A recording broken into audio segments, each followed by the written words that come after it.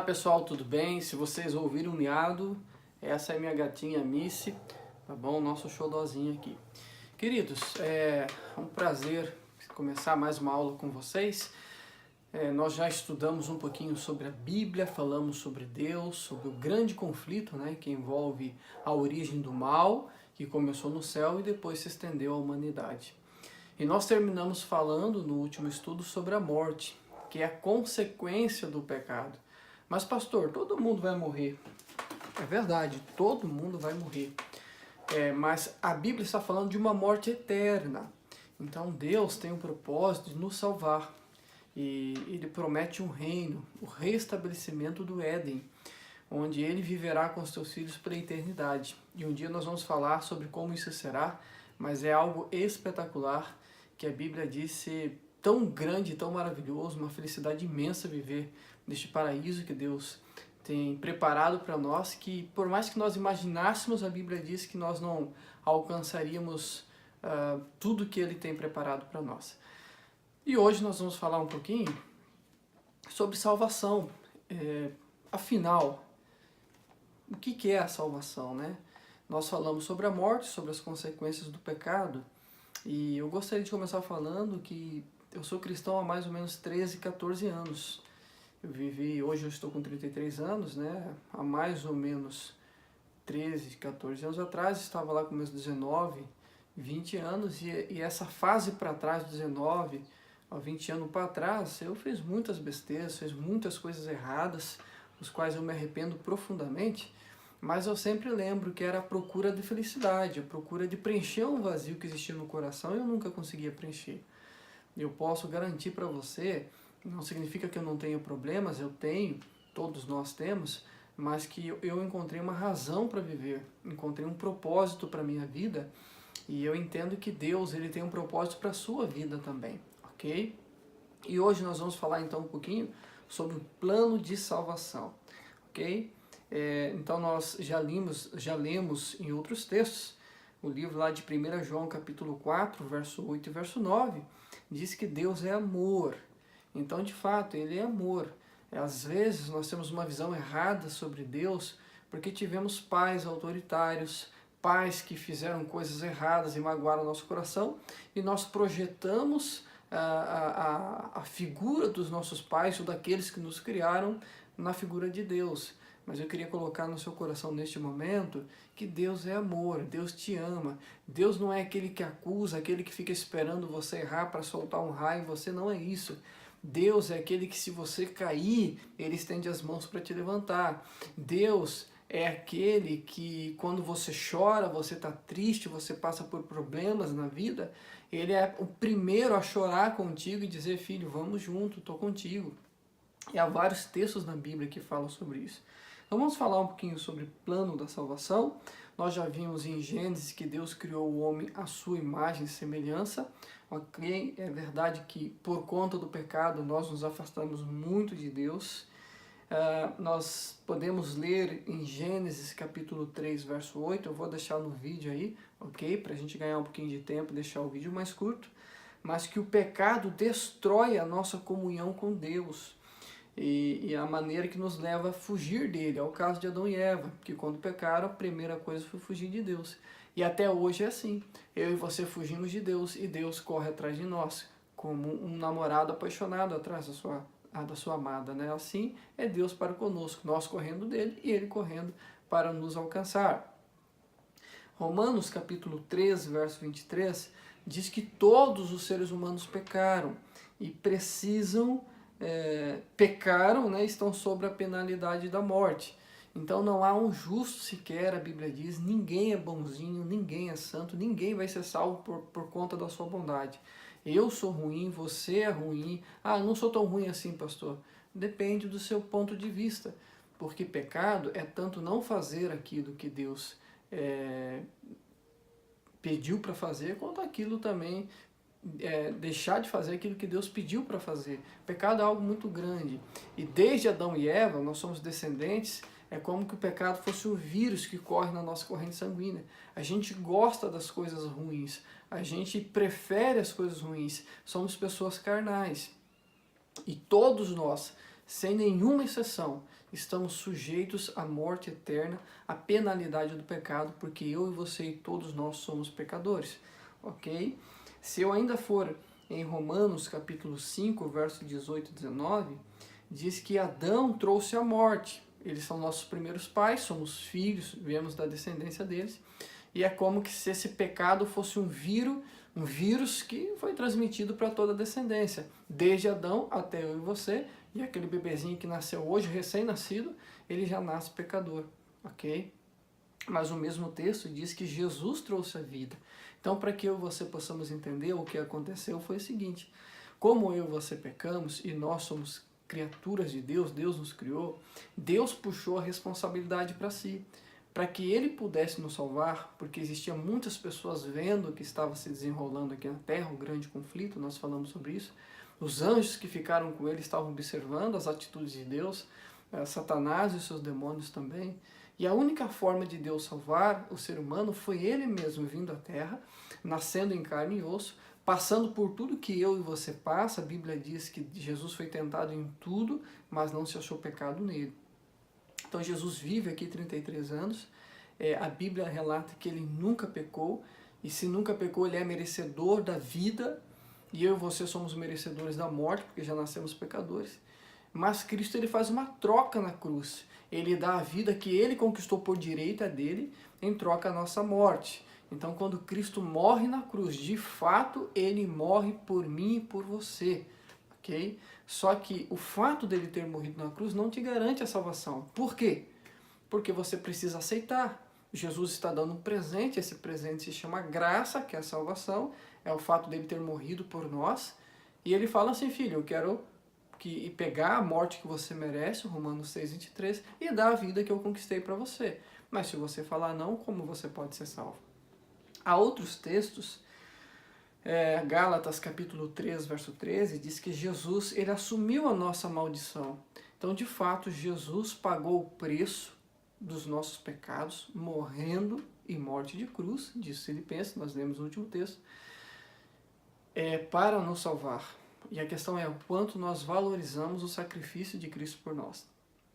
Outros textos ainda que nós podemos dizer, Hebreus capítulo 2, verso 8 e 9, diz que Jesus sofreu a morte em nosso lugar. É a mesma coisa que eu disse anteriormente. 2 Coríntios capítulo 5, verso 21, diz que Jesus foi feito pecado, ou seja, levou a culpa por todos nós. Então, quando Cristo morre na cruz, ele perdoa todos os pecados do passado, desde Adão, certo? Do presente, naquela época em que ele vivia, ele perdoou os pecados daqueles que o aceitaram, e do futuro, alcançando eu e você hoje.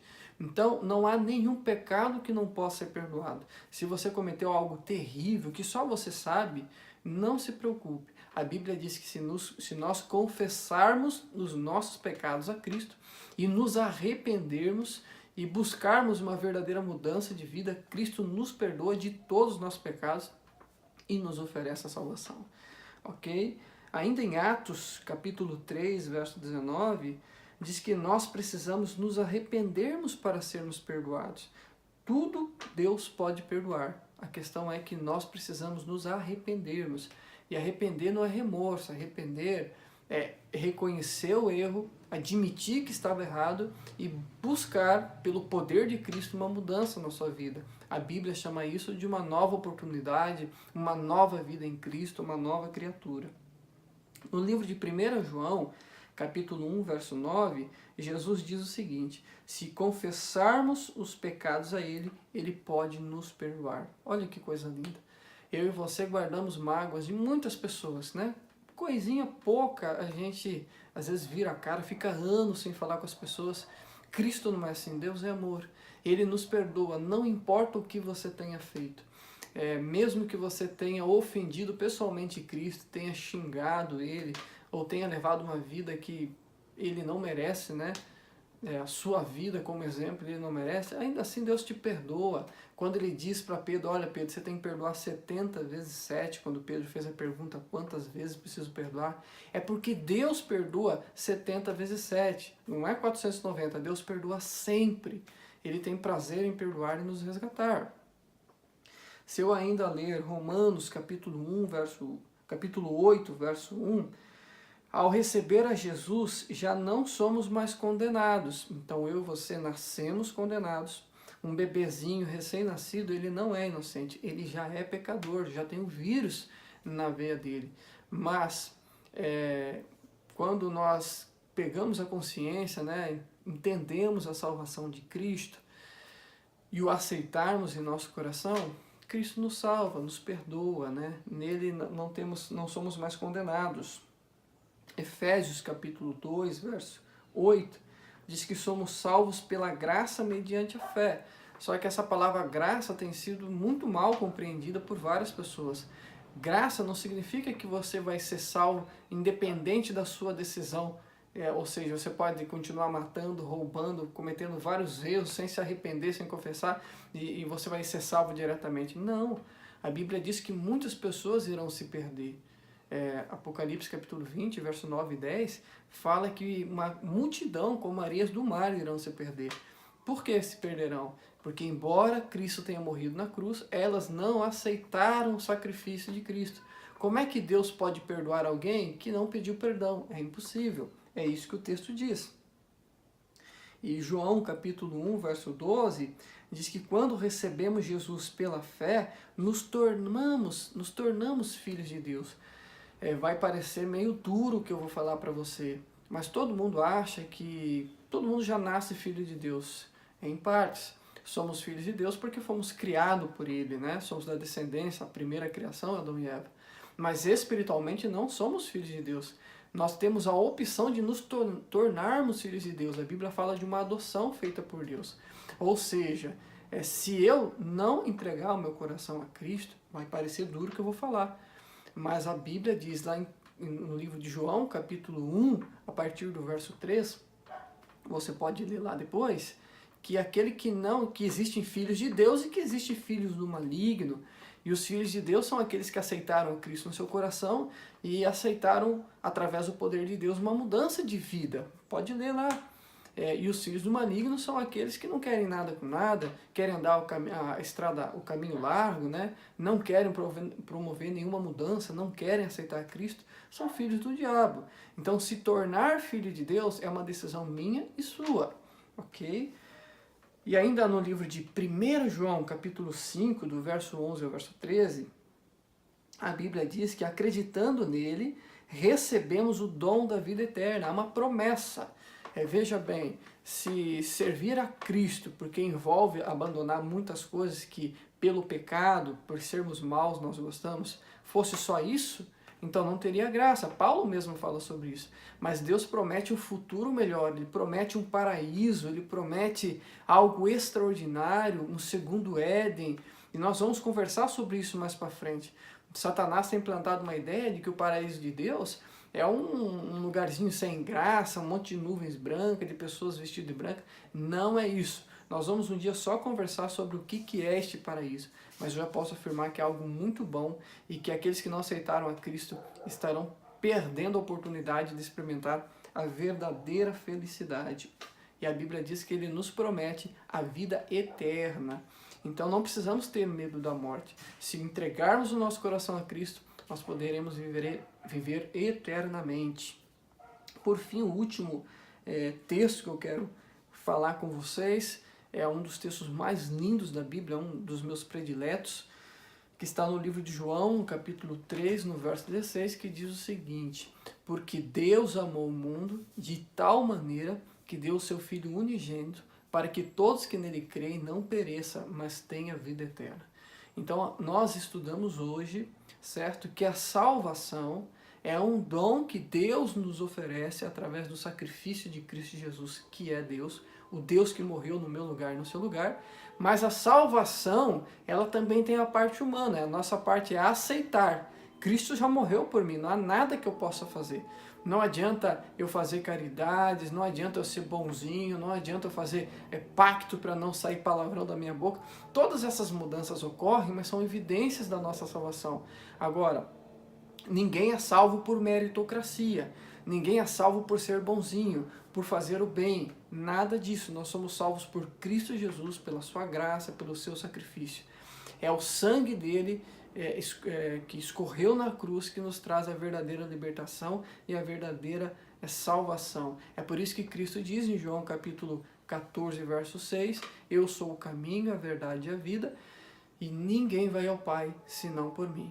Então, um apelo que eu faço hoje, é um estudo isso daqui, né?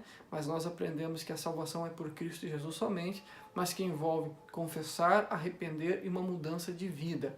E o meu desejo é que você aceite a Cristo no seu coração, experimente essa mudança. Fazem 13 anos que eu deixei ele entrar no meu coração e são os melhores 13 anos da minha vida. Permita ser salvo por Cristo, essa é uma decisão somente sua. Que Deus abençoe e até a próxima aula. Na próxima aula nós vamos falar sobre um tema muito importante, que é a segunda vinda de Jesus Cristo. Vamos falar sobre os sinais e a segunda vinda dele. A Bíblia promete esse evento, Jesus falou isso em vários trechos das Escrituras, e na próxima aula, na segunda-feira, nós vamos entender um pouquinho melhor esse tema. Que Deus te abençoe, até a próxima aula.